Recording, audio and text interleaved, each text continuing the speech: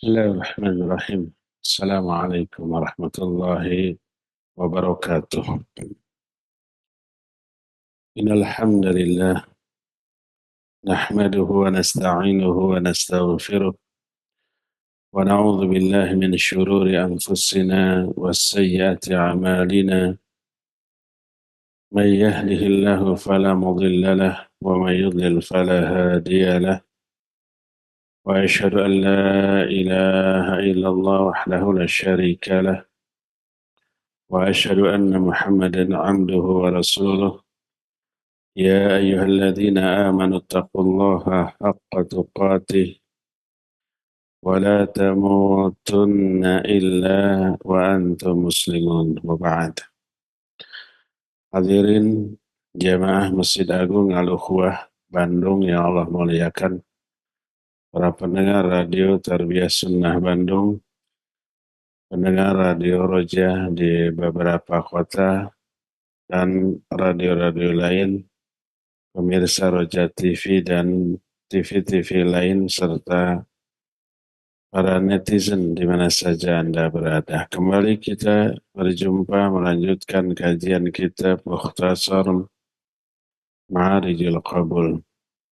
Kita sudah membahas sejarah singkat kekhalifahan para Khulafaur Rasyidin. Yang terakhir adalah Ali bin Abi Thalib radhiyallahu an, merupakan orang yang pertama kali masuk Islam di kalangan anak-anak karena beliau saat itu masih berusia 8 tahun.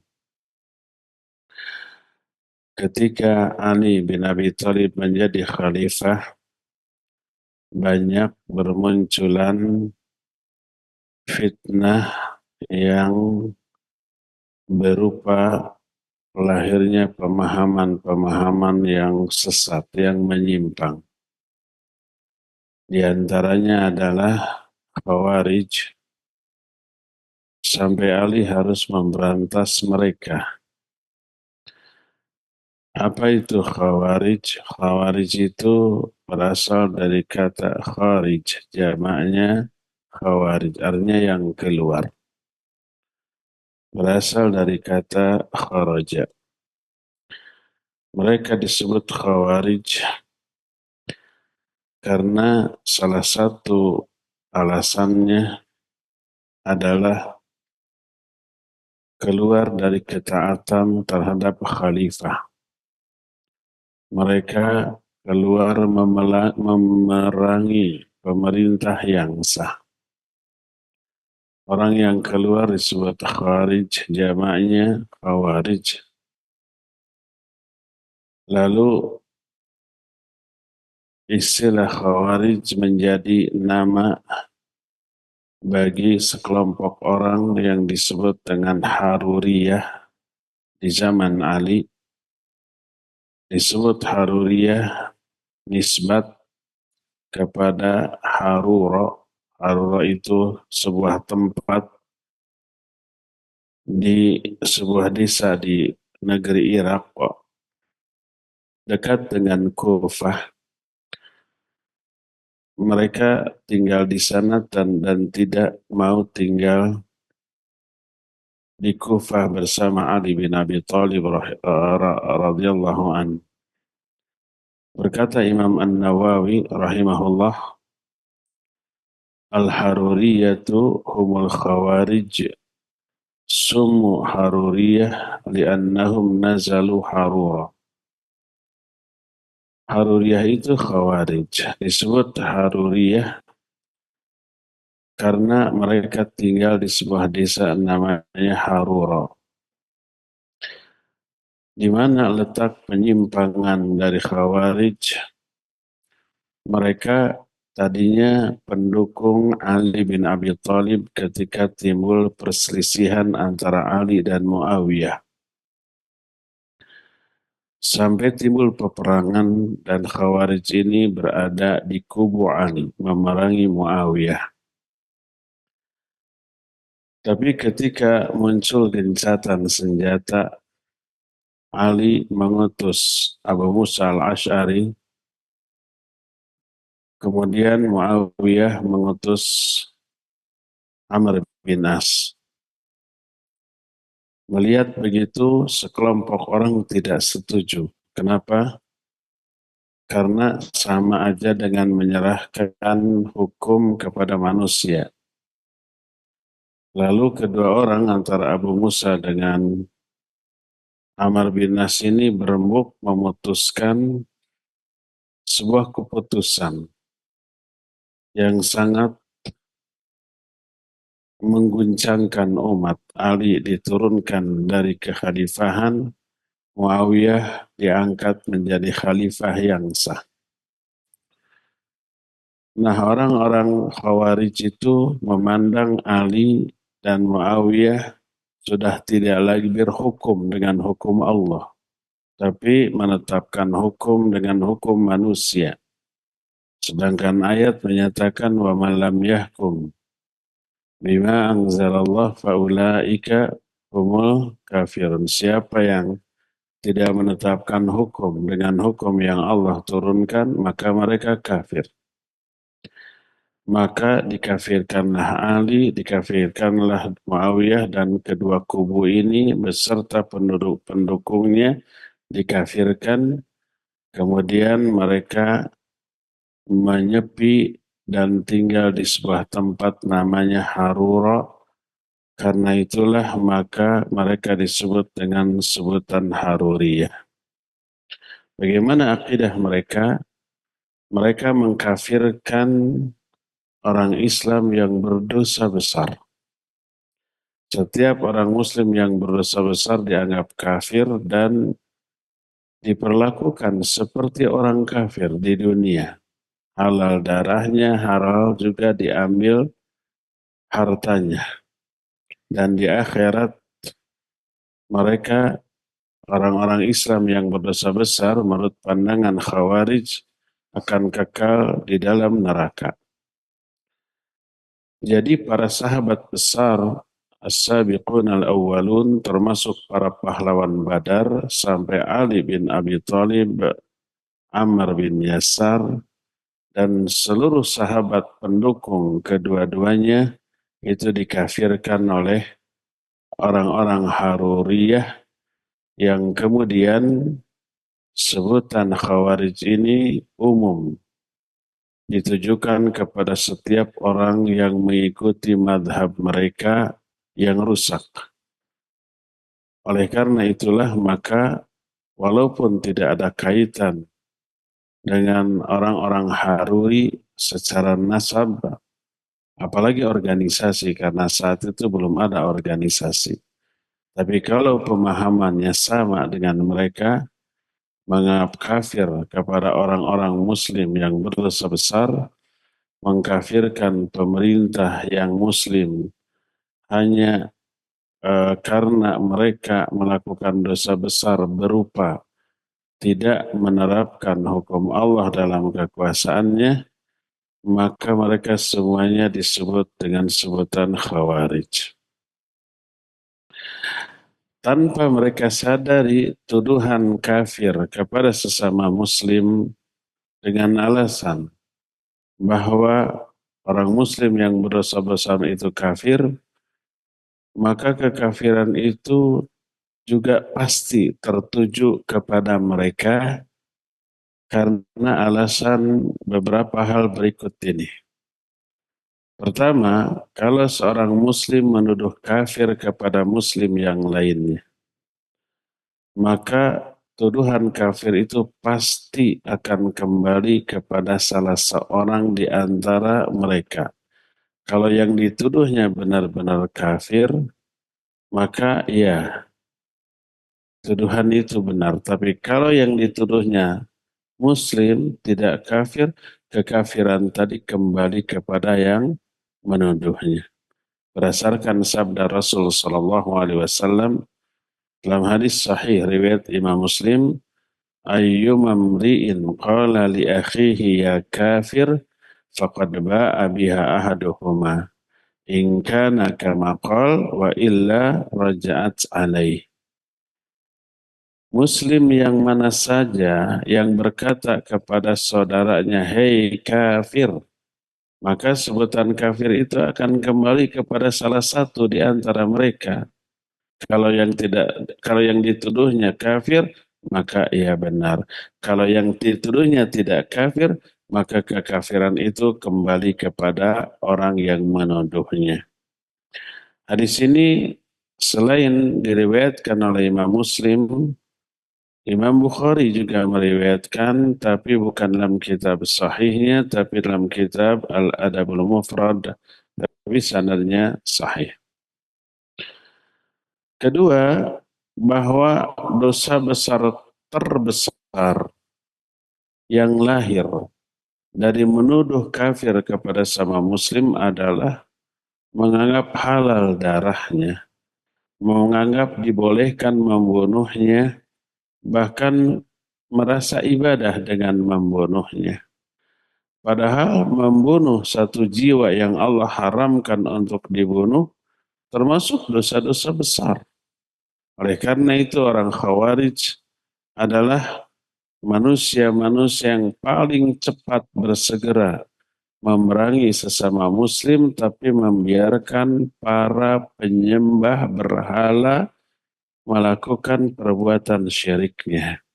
Ini alasan yang kedua.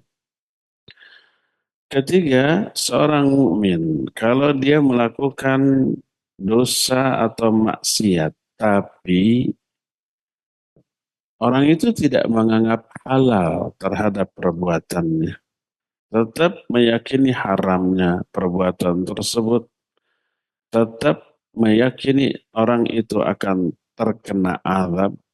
Tapi kenapa dia lakukan? Karena hawa nafsu.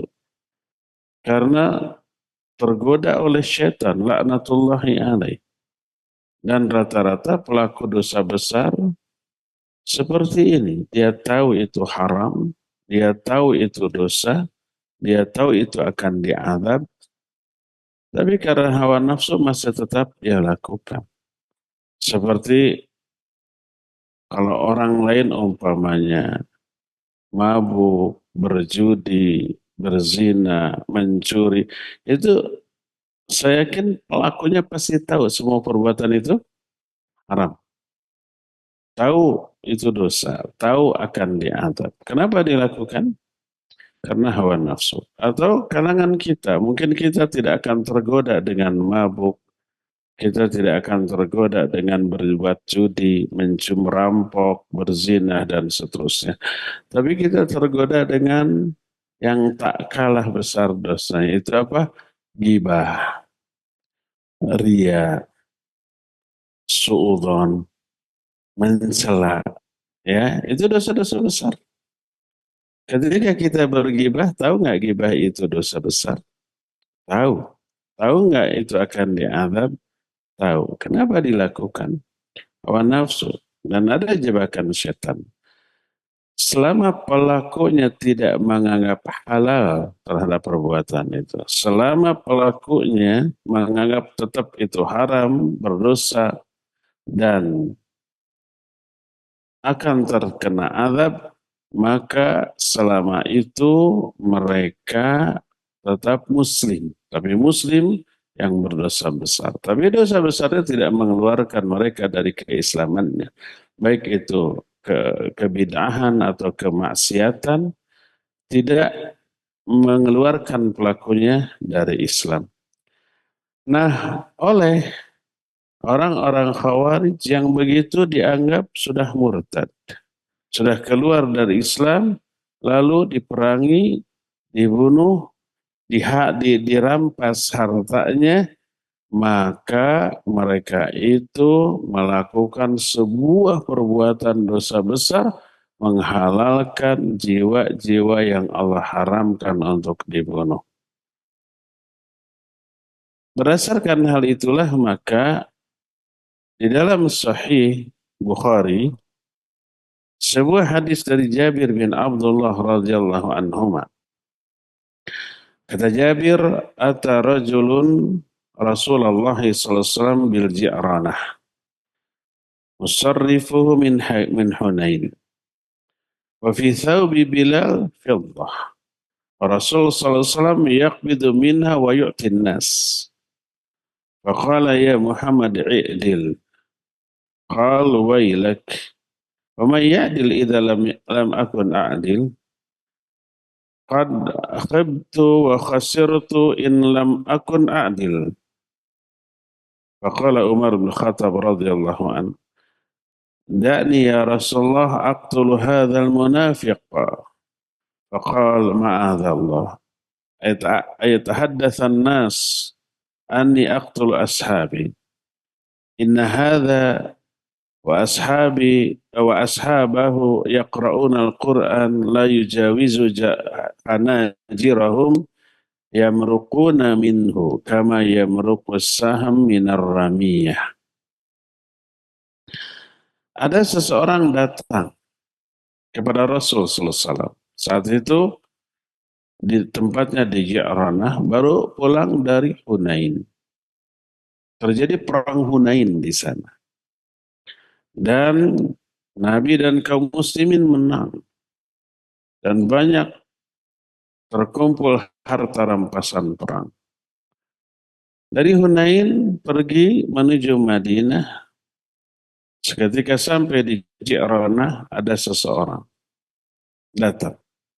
Saat itu di baju Bilal ada emas, ada perak sebagai harta rampasan perang. Nabi sallallahu alaihi wasallam meraup dengan tangannya dibagi ke orang. Bahkan ada orang yang baru saja masuk Islam karena perang Hunain terjadi setelah penaklukan kota Mekah. Mekah ditaklukkan. Lalu setelah dibenah itu Mekah, Nabi dan para sahabat pulang kembali ke Madinah. Dan penduduk Mekah banyak yang ikut pindah mengikuti Nabi ke Madinah sampai jumlah kaum muslimin saat itu mencapai 12.000 orang. Sebuah pasukan yang belum pernah ada di zaman itu sebanyak itu. Lalu ketika sampai di Hunain, diserang oleh orang-orang kafir. Terjadi perang Hunain, tapi Nabi SAW dan para sahabat akhirnya menang. Lalu di Ji'ranah dibagi-bagi itu harta rampasan perang. Ada satu orang yang baru masuk Islam, dikasih banyak. Ada yang 100 ekor unta, ada yang lebih, ada yang kurang. Sahabat-sahabat senior yang lebih dahulu masuk Islam sudah lama, tidak diberi sebanyak itu. Dan Nabi SAW tentu saja membagi itu berdasarkan wahyu. Ada seorang laki-laki kemudian berkata, ya Muhammad i'dil, fa innaka lam ta'dil. Hai Muhammad. Dia tidak mengatakan Rasulullah. Tapi Muhammad, hai Muhammad, berbuat adil engkau. Karena engkau tidak adil. Karena tidak ratanya pembagian ghanimah. Dia memahami adil itu sama rata. Adil menurut versi dia. Berbeda dengan adil menurut Allah dan Rasul. Apa yang dibagi oleh Nabi SAW itulah keadilan menurut wahyu. Sampai ketika orang itu berkata, i'dil ya Muhammad, fa innaka la ta'dil. Berbuat adillah engkau, hai Muhammad, karena engkau tidak adil. Apa kata beliau? Wailak, celaka engkau. Siapa lagi yang bisa berbuat adil kalau aku tidak adil? Sungguh aku rugi kalau aku tidak adil. Tersinggung Nabi SAW. Sampai Umar yang ada saat itu langsung memegang pedangnya lalu berkata, biarkan ya Rasulullah aku bunuh orang munafik ini. Apa kata Nabi SAW? Jangan, hai Umar, jangan sampai nanti orang-orang mengatakan bahwa aku membunuh sahabat-sahabatku. Sesungguhnya orang ini dan sahabat-sahabatnya, mereka membaca Al-Quran. Tapi bacaan mereka itu tidak melewati tenggorokan. Tidak sampai ke hati. Bacaan kan dengan lisan. Tidak sampai ke hati. tidak sampai kepada keimanan, hanya tidak melewati tenggorokannya. Mereka akan keluar dari agama ini seperti lepasnya anak panah dari busurnya. Nah, yang kemudian kesaksian sahabat itu Jabir bin Abdullah melihat, dan ketika kelak terjadi peperangan Naharwan, peperangan melawan orang-orang Khawarij setelah Nabi wafat, aku melihat orang itu dan anak-anak turunnya berada di barisan Khawarij. Ini satu hadis sahih riwayat Imam Muslim, Imam Bukhari dalam kitab Sahih Bukhari. Masih dalam Sahih Bukhari dari Abu Sa'id tentang sebuah kisah. Kata Abu Sa'id, faja'a rajulun kathul lihyah musyriful wajata wijnatain ghairul ainain. Ada orang jenggotnya lebat, matanya itu dalam, tajam. Kemudian makhlukur ras, kepalanya itu botak, habis dicukur.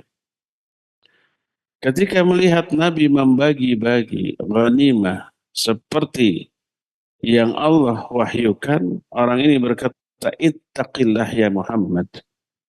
Bertakwalah engkau kepada Allah, hai Muhammad. Berbuat adil, karena engkau tidak adil. Berkata Rasul sallallahu alaihi wasallam, inna min dha'dai hadha qauman yaqra'una al-Qur'an la yujawizuha najirahum. Yaqtuluna ahlal Islam wa yadda'una ahlal awthan. Yamruquna minal Islam kama yamruqus sahm minar ramiyah. Lain adraktuhum la'aqtulannahum qatla 'ad. Wa fi riwayatin Thamud. Kata Nabi SAW, sesungguhnya dari tulang sulbi orang ini akan lahir satu kaum. Mereka membaca Al-Quran. Baca Qurannya rajin. Tapi bacaannya tidak pernah melewati tenggorokannya. Mereka membunuh orang-orang Islam tapi membiarkan para penyembah berhala. Mereka keluar dari Islam seperti lepasnya anak panah dari busurnya. Kalau aku menemui mereka, pasti akan aku perangi mereka seperti memerangi kaum Ad. Dalam riwayat lain, kaum Tsamud. Tapi Nabi SAW tidak mengalami memerangi mereka karena mereka munculnya di kemudian hari setelah Nabi wafat. Bahkan di zaman Abu Bakar, Umar, Utsman pun mereka belum muncul, baru munculnya di zaman Ali bin Abi Thalib radhiyallahu anhu. Mereka pernah didakwahi. Ali bin Abi Thalib mengutus Ibnu Abbas radhiyallahu anhu ke tengah-tengah mereka. Ibnu Abbas seorang terpandang, sepupu Nabi sallallahu alaihi wasallam, juga disebut nikmat tarjumanul Quran, sehebat-hebat penafsir Al-Quran. Senioritasnya, keilmuannya, kekerabatannya dengan Nabi SAW diakui. Datang ke Khawarij, disambut. Kemudian oleh Ibnu Abbas diajak dialog. Kenapa mereka mengkafirkan Ali dan Muawiyah? Kenapa keluar dari ketaatan? Lalu mereka mengemukakan beberapa alasan. Mereka ketika meyakini kesesatan sesatnya, pemahaman sesatnya, punya hujah dari Quran dan hadis yang sahih. Hadis Al-Qurannya pasti benar, hadis sahihnya benar. Lalu apa salahnya? Interpretasi mereka, penafsiran, pemahaman mereka tentang ayat dan hadis itu yang keliru. Jangankan sesama muslim, orang musyrik punya hujah tentang perbuatan syiriknya. Orang kafir punya hujah, punya alasan untuk mendukung kekafirannya. Dan hujahnya kadang diambil dari Quran, dari hadis yang sahih. Tapi menurut versi mereka. Nah, ada tiga yang membuat kami ini keluar dari bahasan Ali. Kemudian ditanya apa tiga itu. Pertama disebutkan bahwa wajib kita untuk menetapkan hukum dengan hukum Allah. Dan siapa yang tidak menetapkan dengan hukum Allah kafir. Wa lam yahkum bima anzalallah faulaika humul kafir. Dan ini ayat favorit kaum Khawarij. Ali mengutus Abu Musa. Muawiyah mengutus Amr bin As. Hukum masalah umat yang penting besar ini diserahkan kepada orang kufur mereka. Maka dijawab oleh siapa? Oleh Ibnu Abbas radhiyallahu anhuma. Bagaimana kalau saya bacakan kepada kamu Al-Quran yang menjelaskan bahwa menyerahkan hukum kepada manusia itu atas perintah Allah dalam kasus-kasus tertentu. Kamu mau rujuk? Ya mau. Coba. Ketika Allah menjelaskan perselisihan antara suami dengan istri dalam surah An-Nisa 34-35. Ketika suami istri ini bertengkar, mengalami deadlock, mengalami jalan buntu untuk bisa terus mempertahankan hubungan rumah tangganya. Apa kata Al-Quran? Fab'athu hakaman min ahlihi wa hakaman min ahliya. Utus satu hakim dari pihak laki-laki dan hakim dari pihak perempuan. Allah menyuruh menyelesaikan perselisihan antara dua orang suami istri itu diputuskan oleh dua orang sebagai wakil dari masing-masing pihak. Ini baru rumah tangga, satu lingkup kecil, termasuk juga yang besar. Ini adalah salah satu di antara kandungan isi perintah Allah kepada manusia. Dibegitukan mereka diam. Kemudian yang kedua apa? Alasan kalian mengkafirkan Ali dan Muawiyah. Karena Ali itu menyetujui menghapus sebutan Amirul Mukminin pada dirinya. Ketika Amr bin As menyatakan kita turunkan dulu Ali dari tahtanya sehingga sejak saat ini dia bukan lagi Amirul Mukminin. Muawiyah juga begitu.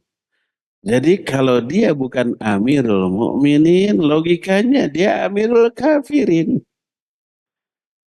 Seolah-olah hitam putih gitu. Pernah saya bilang, wanita nggak boleh pakai parfum karena jadi fitnah. Yang sunnah laki-laki. Nyeletuk seorang wanita yang sentimen. Jadi kalau wanita itu harus pakai terasi ya biar bau. Kayak gitu. Kalau tidak harus wangi, tidak harus bau sebagai lawannya kan gitu. Jadi kalau Ali bin Abi Thalib radhiyallahu an menyetujui dirinya bukan Amirul Mukminin berarti dia Amirul Kafirin. Dihapuslah. Tapi mau nggak saya sampaikan kepada engkau satu hadis yang bisa membantah ini dan kalau kamu tidak bisa menjawab kamu rujuk, iya. Rasul SAW ketika terjadi perjanjian Hudaybiyah antara beliau dengan orang-orang kafir Quraisy. Waktu itu Nabi SAW mau haji ke Mekah. Tapi sampai di Hudaybiyah, perbatasan kota Mekah Hudaybiyah termasuk salah satu di antara miqat untuk umroh, untuk haji. Beristirahat dulu, lalu datang orang kafir, kemudian terjadilah dialog, kesepakatan. Kesepakatan pertama, tulis, "Hai Ali, Bismillahirrahmanirrahim." Orang kafir langsung protes, "Saya nggak mau, hapus." Kata Nabi, "Hai Ali, hapus Bismillahirrahmanirrahim, ganti." Ali tidak berani, takut kualat, takut dosa kalau menghapus. Kata Nabi SAW, "Kalau kamu tidak menghapus, aku yang harus." Mana tulisan Bismillahirrahmanirrahim? Ini lalu dihapus oleh Nabi SAW. Apakah penghapusan Nabi terhadap Bismillahirrahmanirrahim mengingkari esensi dari Bismillahirrahmanirrahim? Tidak. Itu pertama. Kedua, ini adalah perjanjian antara Muhammad Rasulullah dengan pihak kafir. Langsung oleh orang kafir itu diingkari, dibantah. Enggak boleh disebut Muhammad Rasulullah, tapi Muhammad bin Abdullah. Karena engkau menurut kami bukan utusan Allah. Kata Nabi SAW, "Hai Ali, hapus lagi tulisan Rasulullah." Nggak mau Ali, takut durhaka. Tunjukkan kepadaku mana tulisan Rasulullah, lalu dihapus. Apakah Nabi menghapus tulisan Rasulullah berarti mengingkari kerasulan dirinya? Kan tidak. Nah, apalagi Ali bin Abi Thalib, dia menyetujui saat itu dirinya bukan Amirul Mukminin, lalu dibalikan logikanya oleh orang-orang Khawarij, kalau bukan Amirul Mukminin berarti Amirul Kafirin. Terbantahlah dengan hadis tadi, rujuk. Sampai 2/3 dari kalangan Khawarij tobat dan rujuk.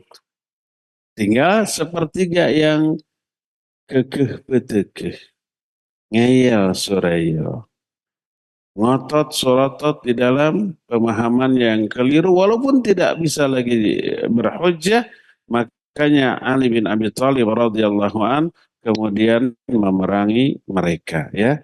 Inilah fitnah pertama yang muncul, yaitu eh, munculnya kalangan Khawarij yang akidah utamanya adalah mengkafirkan orang-orang muslim yang berdosa besar dan menganggap mereka akan kekal di dalam neraka selama-lamanya. Adapun kita, kalangan ahlus sunnah, menyatakan orang muslim yang berdosa besar tetap muslim, tidak keluar dari Islam, tidak murtad. Kenapa? Bukankah dan orang-orang khawarij itu hujahnya mengkafirkan orang-orang yang berdosa besar itu banyak dari Quran dan hadis yang sahih. Di antara hadis umpamanya, la tarji'u ba'di kuffaran yadribu ba'dukum riqaba ba'd.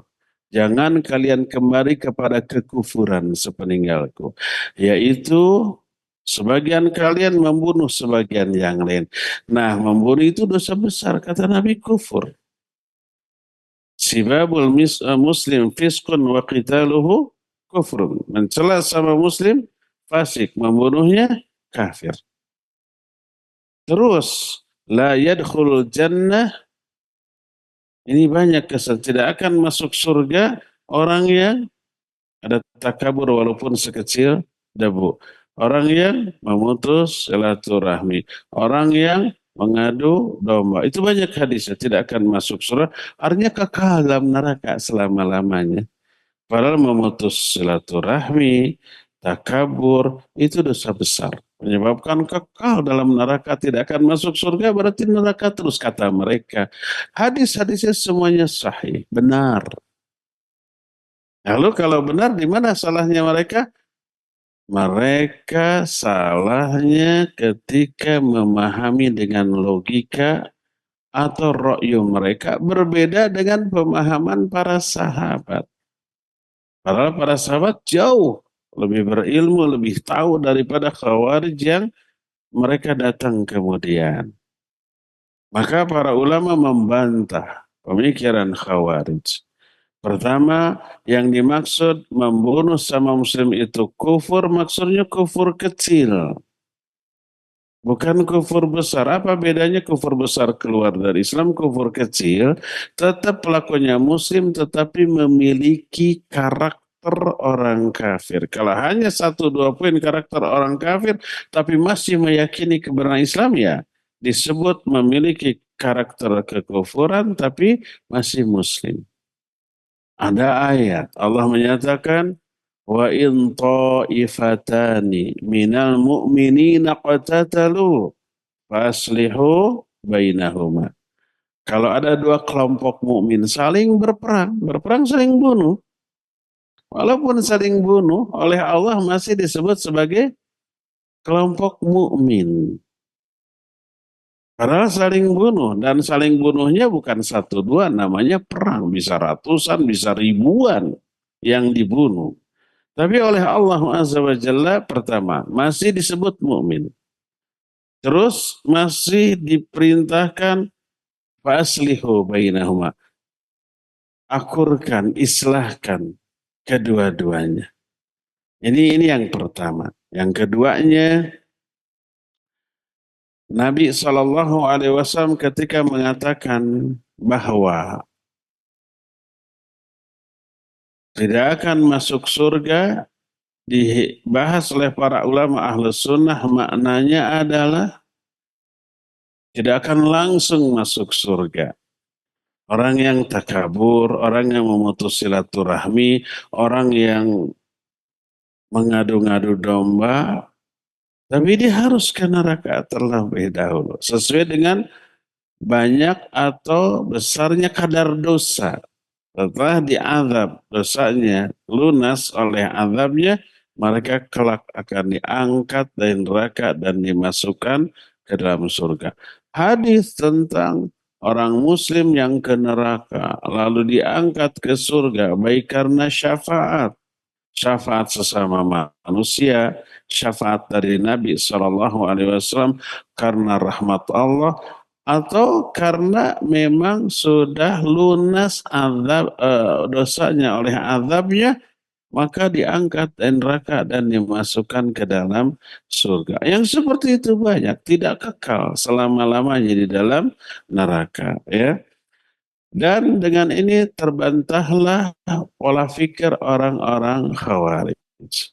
Ketiga, kalau orang tidak pernah berbuat dosa besar, berarti dia maksum. Karena Allah juga menyebut orang bertakwa bukan orang yang tidak pernah berbuat dosa besar, bukan.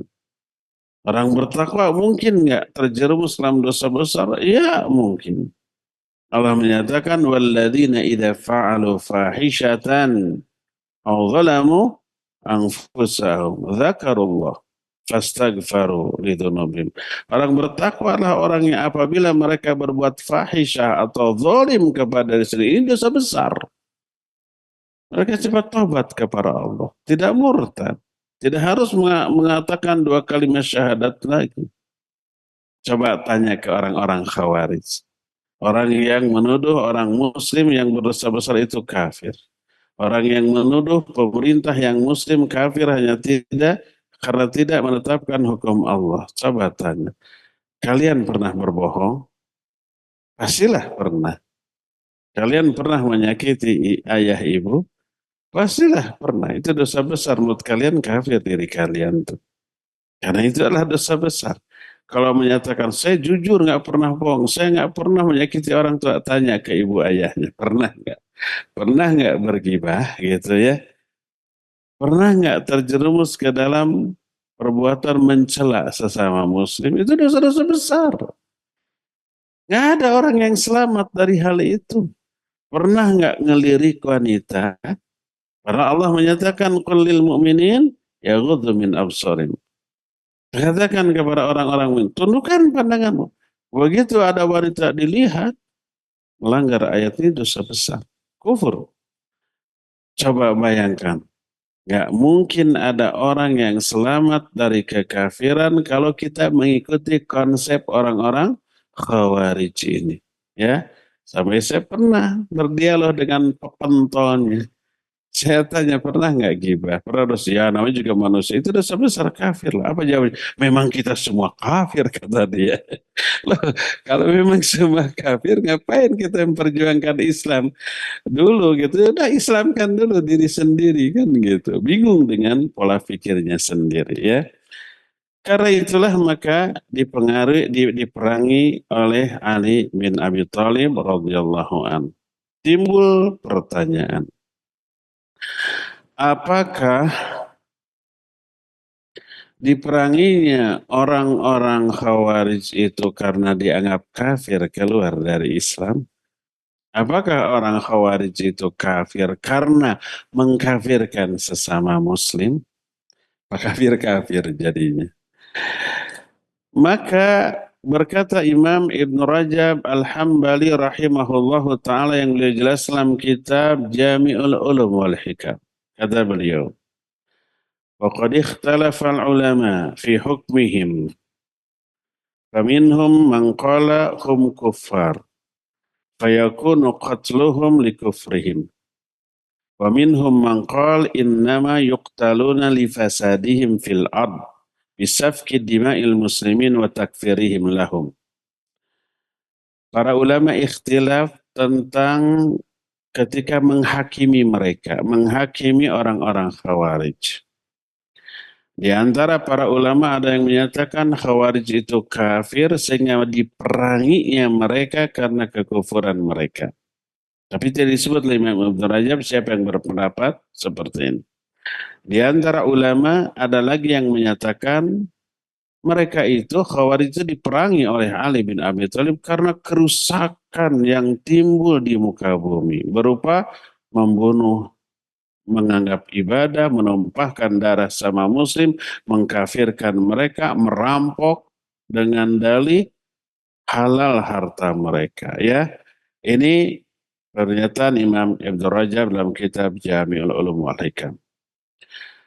Berkata Syekhul Islam Ibn Taimiyah rahimahullah yang beliau jelaskan dalam kitab Majmul Fatawanya. Kata beliau, Al-Khawarij kanu min adharin nasi bid'atan wa qitalan lil ummah wa takfiran laha wa lam yakun fis sahabah man yukaffiruhum la Ali bin Abi Thalib wa la ghairuh bal hakamu fihim bihukmihim fil muslimin al-zalimin al-mu'tadin kama dzakaratil athar anhum bidzalik fi ghairi hadzal mawdu'.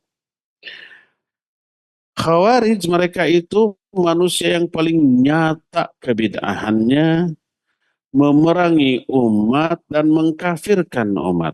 Nyata. Tapi tak ada seorang pun sahabat, baik Ali ataupun yang lainnya, yang mengkafirkan mereka. Tidak dianggap kafir Khawarij. Tapi mereka menghukumi karena mereka itu orang-orang zalim yang berbahaya sebagaimana dijelaskan dalam beberapa asar. Dan Nabi SAW menyuruh untuk memerangi mereka sampai Nabi menyatakan la in adraktuhum la aqtulannahum qatla'at. Kalau nanti aku berjumpa dengan mereka, aku akan bunuh mereka seperti dibunuhnya kaum Nabi Ad. Kaum Ad atau dalam riwayat lain kaum Tsamud. Nabi SAW akan berencana kalau berjumpa dengan orang ini kelak akan dibunuh. Dan itu dilaksanakan oleh Ali dan para sahabat yang lain. Lalu beliau berlanjut menjelaskan kata Syekhul Islam, wa man qala inna thintaini wa sab'ina firqah kullu wahidin minhum yakfuru kufran yanqulu anil millah faqad khalafa al-kitab wa sunnah wa ijma' as-sahabah radhiyallahu anhum ajma'in bal wa ijma'ul a'immatil arba'ah wa ghairul arba'ah. Siapa orang yang mengatakan bahwa 72 golongan yang sesat, kan ada hadis iftiraqul ummah, hadis ini sahih. Ada yang mengatakan hadis ini dhaif. Betul, hadis ini banyak jalannya. Ada yang dhaifnya, ada yang maudhu'nya juga. Ada yang hasannya, ada yang sahihnya. Secara keseluruhan hadis ini sahih, hadis iftiraqul ummah. Umatku akan berpecah menjadi 73 golongan. Sataftariqu ummati ala 73 firqah kulluha finnar illa wahidah. Semua 73 golongan itu masuk neraka kecuali satu. Yang satu yang selamat. Yaitu wahya al-jamaah. Yaitu al-jamaah kata Nabi SAW. Ditanya apa itu jamaah? Beliau menyatakan ma'ana alaihil yauma wa ashabi. Jamaah itu adalah orang yang berada dalam pemahaman seperti yang aku fahami hari ini beserta para sahabatku. Yang 72 golongan itu masuk ke dalam neraka. Apakah yang masuk ke dalam neraka 72 golongan ini kafir? Tidak. Kata Syekhul Islam, siapa yang mengatakan bahwa 72 golongan itu kafir yang keluar dari Islam, maka sungguh dia telah menyimpang dari Quran, Sunnah, ijma sahabat, bahkan ijma imam-imam yang 4. Karena apa? Pertama, Nabi SAW menyatakan, sataftariqu ummati. Umatku akan berpecah belah. Masih dianggap umat beliau. Menunjukkan itu masih Islam. Dan sekali lagi ini bukan vonis, tapi ini ancaman. Adapun nanti akhirnya ke surga atau ke neraka dikalkulasi dengan seluruh amalan. Sama dengan siapa yang bergibah akan diazab begini. Siapa yang umpamanya mencuri akan diazab seperti ini. Itu ancaman.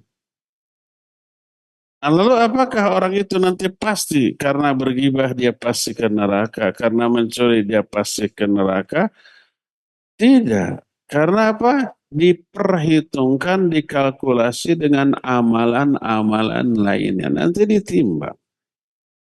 Termasuk pelaku 72 golongan yang terancam masuk neraka itu melakukan kebidahan. Menyimpang pemahamannya tentang Islam dari pemahaman yang benar, terjerumus ke dalam kebidahan. Apakah pasti mereka masuk neraka? Ya tidak, masing-masing personal dari mereka dikalkulasi dengan amal-amal soleh, amal-amal baik yang lainnya. Sama dengan siapa orang yang melakukan kejahatan ini akan dimasukkan ke dalam neraka. Tapi dia muslim, seperti orang yang takabur.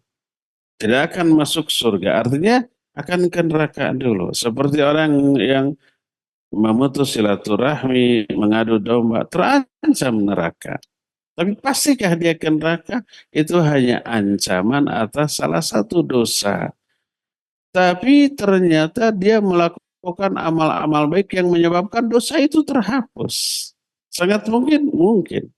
Mungkin dengan tobat, dengan istighfar, dengan banyak melakukan kebaikan, dengan banyak mengalami musibah, lalu dia sabar, dengan banyak infak dan sodako, itu menghapus dosa-dosa. Sehingga setelah dikalkulasi, ditimbang, dia kena dengan ayat فَأَمَّا مَنْ ثَقُلَتْ مَوَازِينُهُ فَهُوَ فِي عِيشَةٍ رَاضِيَةٍ. Kalau timbangan kebaikannya lebih banyak daripada dosanya, maka dia ke surga. Dalam keadaan, dia hidup dalam keadaan senang. Fi isyatir radiyah. Hidupnya akan senang bahagia. Ya. Nah, termasuk 72 golongan yang masuk ke dalam neraka, tidak kufur. Pasti ke neraka? Enggak pasti.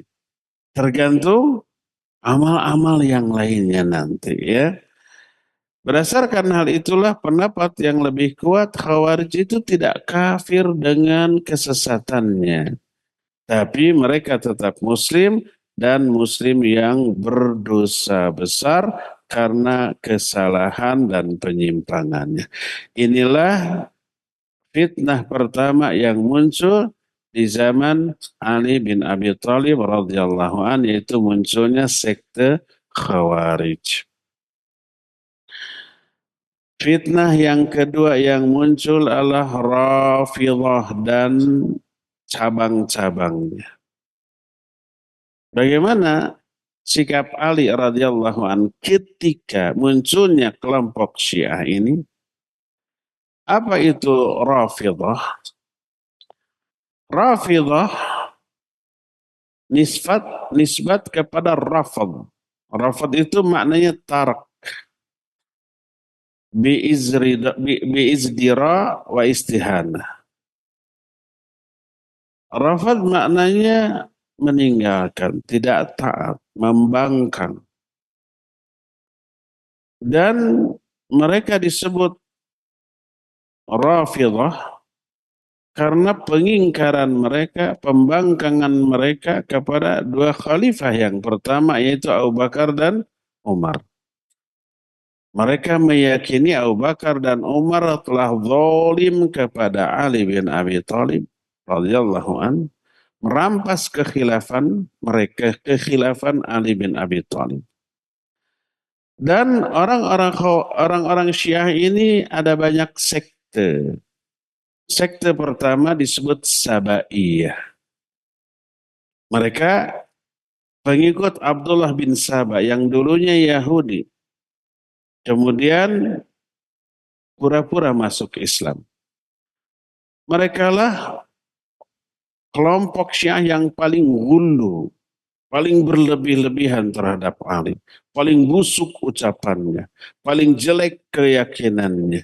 Mereka lebih buruk daripada Yahudi dan Nasrani karena mereka meyakini bahwa Ali bin Abi Thalib layak untuk disembah sebagaimana orang Nasrani menyatakan Isa layak untuk disembah. Mereka lah yang oleh Ali bin Abi Thalib kemudian dibakar.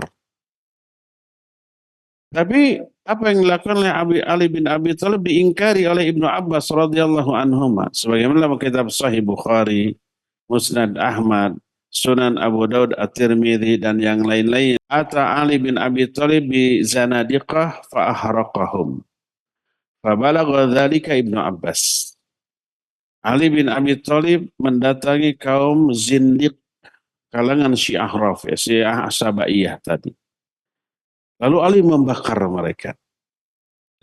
Ketika berita ini sampai kepada Ibnu Abbas, berkata Ibnu Abbas, "Lau kuntu ana lam ahriqhum lin nahyin Nabi sallallahu alaihi wasallam la tu'adzibu bi'adzabillah. Wa laqataltuhum liqauli Rasul sallallahu man baddala dinahu faqtuluh." Seandainya aku berada di posisi Ali, aku tidak akan membakar mereka karena larangan Rasul sallallahu alaihi wasallam yang menyatakan jangan kalian menghukum dengan hukuman Allah. Hukuman Allah kan api neraka. Dalam riwayat lain la yu'adzibu binnar illa sahibun nar. Tidak boleh mengadab, menghukum dengan api kecuali pemilik api yaitu Allah. Jadi kata Ibnu Abbas, kalau aku di posisi Ali, aku tidak akan membakar mereka karena ada larangan. Tapi aku akan membunuh mereka karena sabda Nabi SAW, man baddala dinahu faqtuluh. Siapa yang merubah agamanya, bunuh dia. Jadi kata Ibnu Abbas setuju dengan pembunuhan, tapi tidak setuju dengan dibakar. Pepentol Sabaiyah adalah Abdullah bin Saba. Dia Yahudi kemudian menampakkan keislaman, mengadakan banyak kebid'ahan dalam ucapannya sebagaimana disebutkan di dalam kitab Fathul Bari dari Syuraik Al-Amiri. Dia berkata, qila li Ali bin Abi Thalib inna huna qauman ala babil masjid yaz'umuna annaka rabbuhum fada'ahum. Ada orang yang berkata kepada Ali, ini ada satu kaum di depan masjid. Mereka menyangka engkau ini Rabb bagi mereka. Oleh Ali dipanggil. Lalu Ali bertanya, wailakum. Ma taqulun, celaka kalian. Apa yang kalian katakan? Qalu, mereka mengatakan anta rabbuna wa khaliquna warzuqna wa raziquna.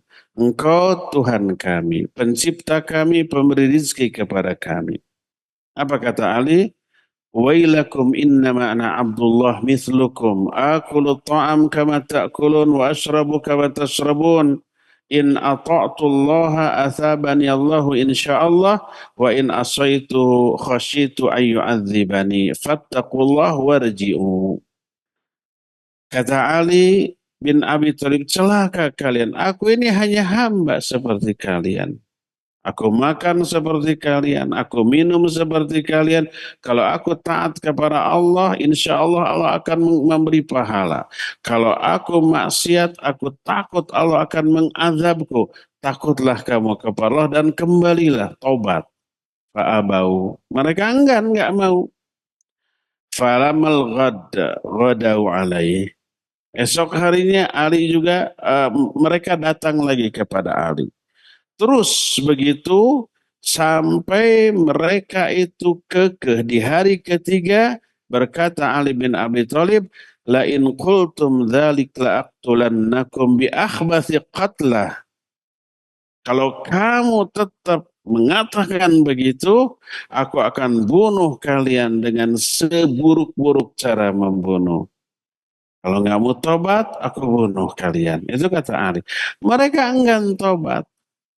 Lalu Ali bin Abi Thalib menyuruh orang untuk membuat parit, lalu disiapkan kayu-kayu bakar, lalu oleh Ali bin Abi Thalib radhiyallahu an, beliau menyatakan inni tarihukum fiha au tarji'u.